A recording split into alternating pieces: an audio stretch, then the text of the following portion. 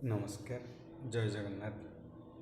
गोटे छोटिया स्टोरीटीए आज मु हृदयंगम कली तो निज आखिरे देखिली से भाविली स्टोरीटा को सेयार करने। आज मु मोर गोटे सांग घर को जाइली।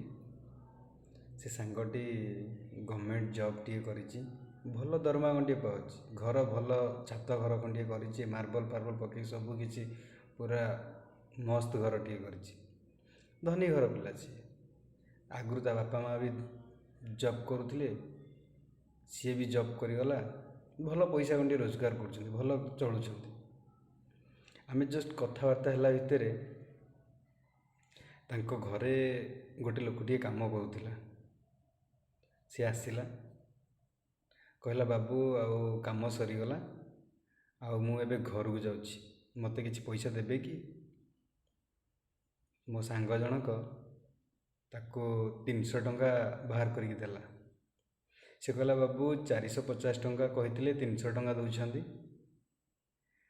मो सांग जनक कहला अरे तो मालिकाणी देहटा टी खराब अच्छी तो पैसा टी ना दरकार हो पारे, तो से तू आज 300 टंका नहीं था।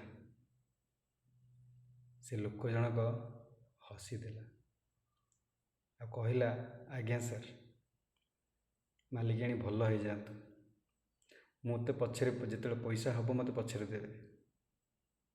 मुझे भाविली प्रकृत में धनी किए?